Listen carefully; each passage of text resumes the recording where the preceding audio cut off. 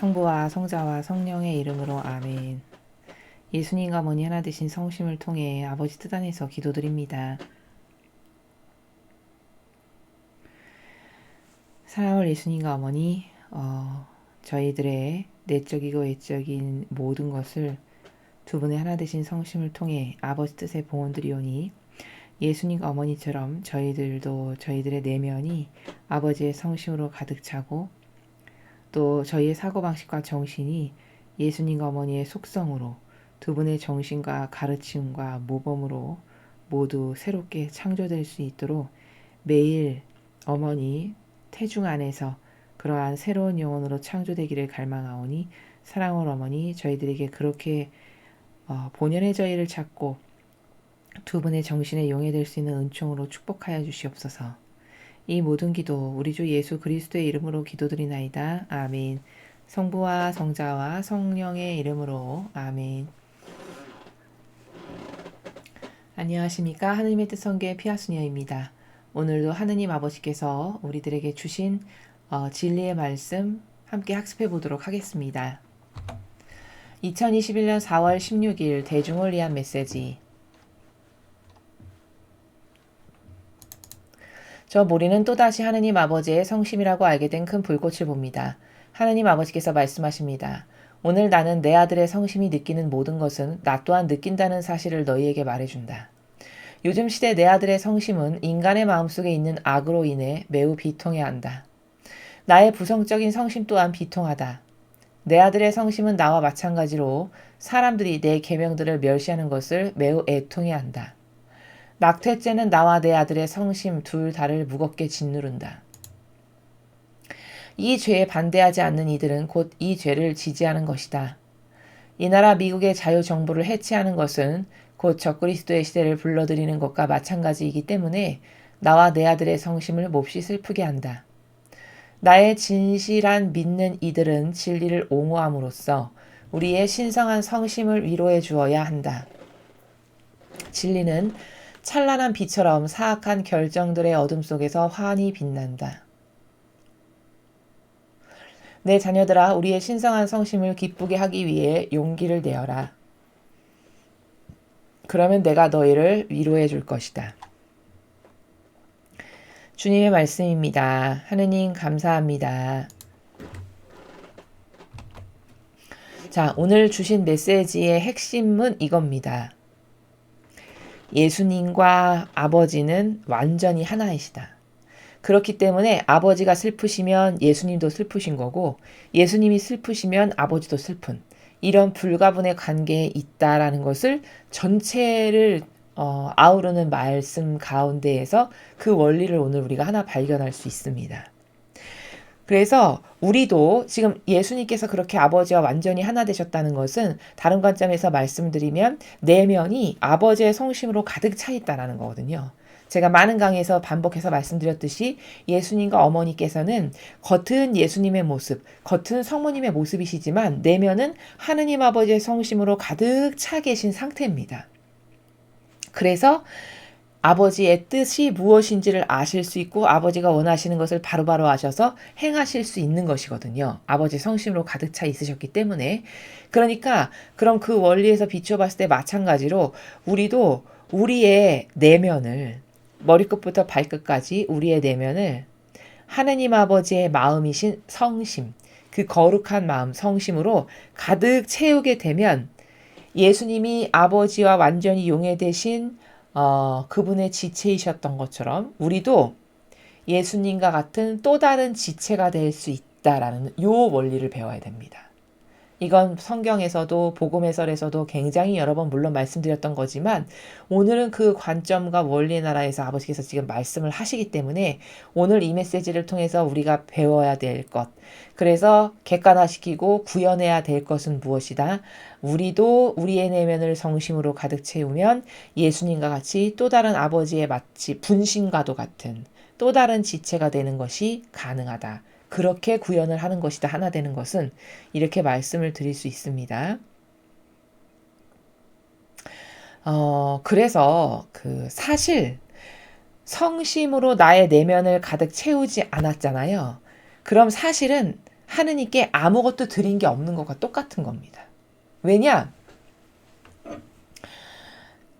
내 내면을 성심으로 채웠을 때만 아버지 마음이 나의 마음이고 아버지의 정신이 나의 정신이고, 그러니까 아버지가 어디가 불편하신지도 알 수 있고 아버지가 왜 슬프신지 왜 애통하신지 왜 비통하신지도 알 수 있고, 이렇게 하나 되었을 때만 그 아버지의 마음과 정신을 이해해서 아버지가 슬프시면 나도 슬픈 거고 아버지가 기쁘시면 나도 기쁜 거고, 이런 관계성이, 이런 영성이 그때만 관계 형성이 될 수 있는 거거든요.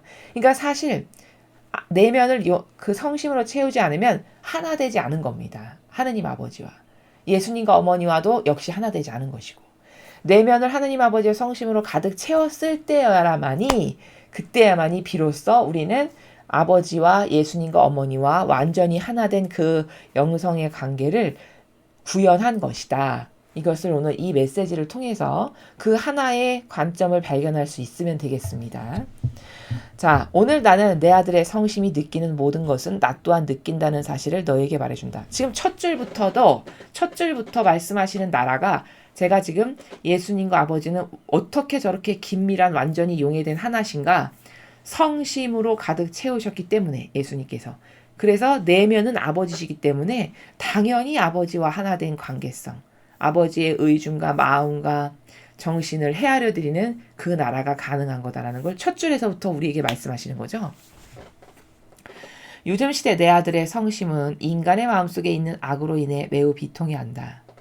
예수님께서는 우리들 안에 있는 그 인간적이라고 하는 악, 그리고 깨닫지를 못해가지고 하느님께 모욕을 드리는 세력인데, 그걸 하느님을 잘 섬기는 세력이라고 착각해서 끊임없이 하나 되고 맹종하고 맹신하는 것, 이런 것을 보면서 매우 슬프시다는 거죠. 왜 슬프시고 왜 비통하실까? 아니, 내가 사랑하는 내 부모를 공격하는 세력으로 변질된 거잖아요. 나의 자녀들이.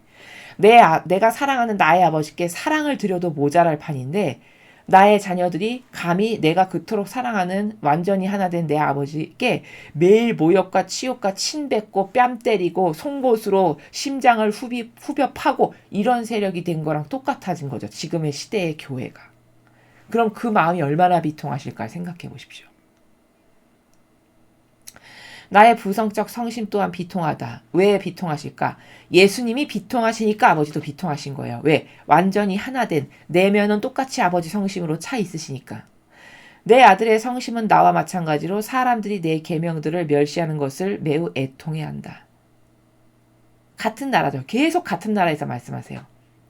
계명을 안 지키는 것을 애통해 하신대요. 왜?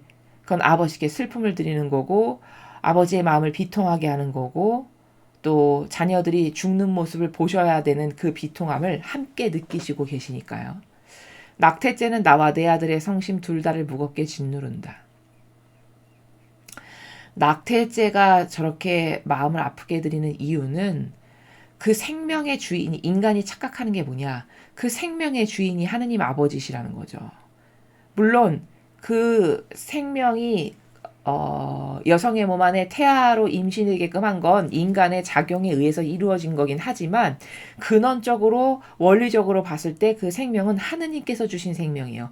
그럼 엄밀히 말하면 그 생명의 그 목숨에 관련된 것은 권한이 아버지께 있으시죠.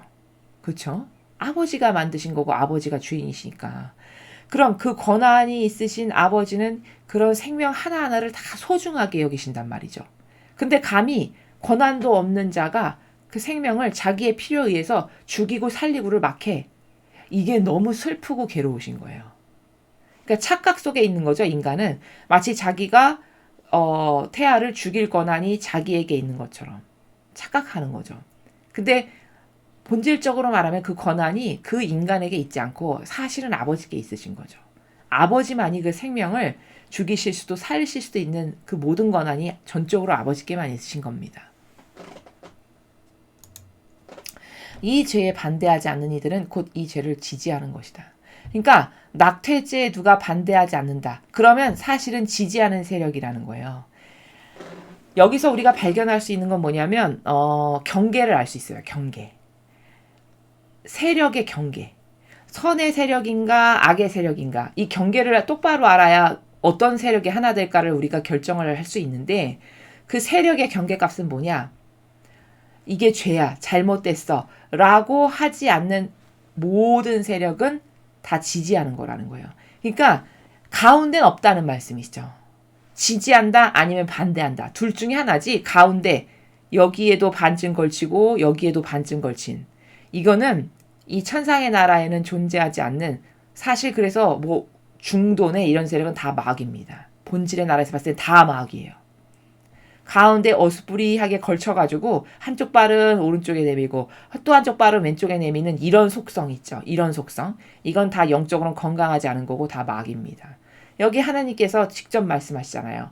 아, 낙태죄 잘못했습니다. 이렇게 반대를 하지 않아. 그럼 사실은 너는 다 지지하는 마귀 세력과 하나 된 세력이다. 근데 인간은 그렇게 생각 안 하죠. 난 지지도 안 하고 반대도 안 하는데? 이런 사람들 있을 거라는 거죠. 이런 사람들 굉장히 많아요. 그들은 속고 있는 거예요, 사실은.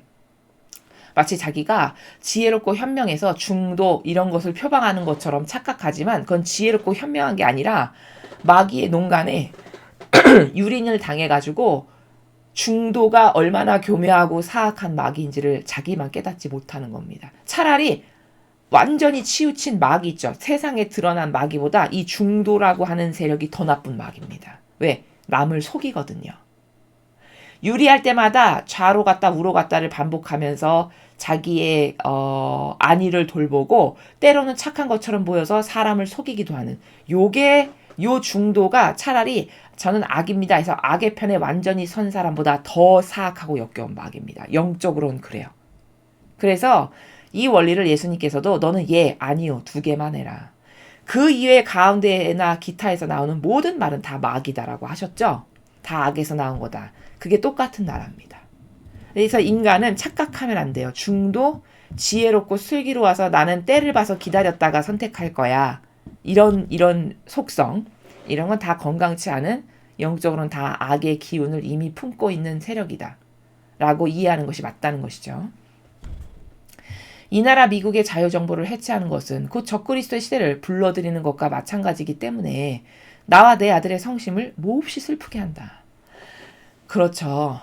자유민주주의를 미국에서 만약에 이제 마지막으로 해체가 된다. 그러면 전 세계는 희망이 없는 세상이 될 겁니다. 그래서 그토록 미국을 위해서 기도를 많이 하라고 말씀하시는 거예요.